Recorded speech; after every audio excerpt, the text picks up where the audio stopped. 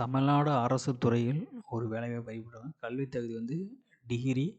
தேர்வு செய்யப்படும் முறை வந்து பார்த்தீங்கன்னா interview direct posting. Last date வந்து பார்த்தீங்கன்னா 22/1/2025. Last date 22/1/2025. கல்வி தகுதி டிகிரி. தமிழ்நாடு அரசு துறையில் வேலைவாய்ப்பு. இதோட ஃபுல் நோட்டிஃபிகேஷன் நம்ம பார்க்கலாம். ஸோ இதுதான் அதோட ஃபுல் நோட்டிஃபிகேஷன். ஓகேங்களா?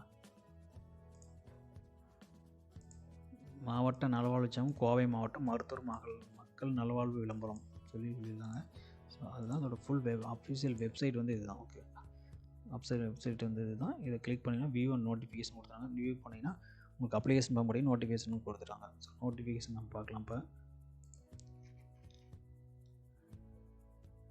தேசிய சுகாதார தினத்தில் கோவை மருத்துவக் கல்லூரியில் செயல்பட்டு வரும் DEIC one stop centre under TN rights திட்டத்தின் கீழ் புதிதாக உருவாக்கப்பட்டுள்ள occupational therapist, social worker, special educator for the behavioural therapy ஆகிய பணியிடங்களுக்கு ஒப்பந்த அடிப்படையில் பணிபுரிவதற்கு தகுதி வாய்ந்த நபர்களிடமிருந்து விண்ணப்பங்கள் 22/1/2025 5 மணிக்குள் வரவேற்கப்படுதுன்னு சொல்லியிருக்காங்க. ஸோ மொத்தம் ஒரு 3 போஸ்டிங் சொல்லியிருக்காங்க.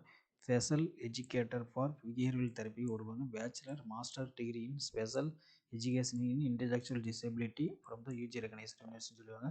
40 வயதிற்குள் மிகாமல் 40க்குள்ளே இருக்கணும். 23,000 சொல்லியிருக்காங்க மந்த்லி. ஸ்பெஷல் ஒர்க்கர் ஒரு vacant master of social work 40 வயதுக்குள்ளே இருக்கணும். 23,800 சொல்லியிருக்காங்க. பே ஆக்குபேஷனல் தெரபிஸ்ட் ஒரு vacant bachelor or master degree in occupational therapy 40 வயதுக்குள்ளே மிகாமல் இருக்கணும். 23,000 per month சொல்லியிருக்காங்க. ஸோ இதோட ஃபுல் நிபந்தனைகள் வந்து பார்த்திங்கன்னா இந்த பதிமுற்றில் தற்காலிகமாக எந்த காலத்தில் பணி நிரந்தரம் செய்யப்பட மாட்டேது. பணியில் செய்வதும் சுய விருப்பம் ஒப்புதல் கடிதம் பெறணும். விண்ணப்பம் ஏதாவது இணைக்கணும்னு சொல்லியிருக்காங்க. விண்ணப்பதாரின் பாஸ்போர்ட் சைஸ் விண்ணப்பதாரின் பாஸ்போர்ட் சைஸ் போட்டு ஒட்டியிருக்க வேண்டும்.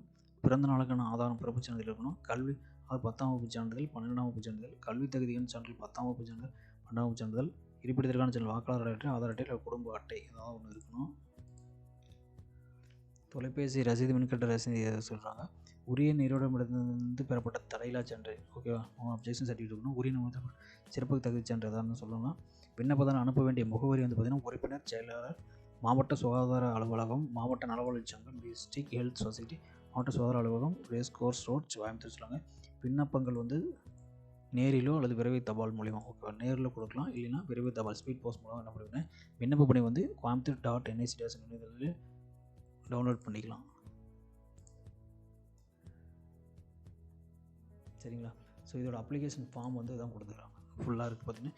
இதை நீங்கள் ஃபிக்ஸ் ஃபோட்டோ ஒட்டி விண்ணப்பதாரர் பெயர், விண்ணப்பதாரர் பதவியின் பெயர் எல்லாமே நீங்கள் HSLC எல்லாம் பண்ணி சைன் பண்ணி நீங்கள் நேரிலோ இல்லை ஸ்பீட் போஸ்ட் மூலிமா அந்த அட்ரஸுக்கு அனுப்பிட்டேன். ஓகேவா? தேங்க்யூ.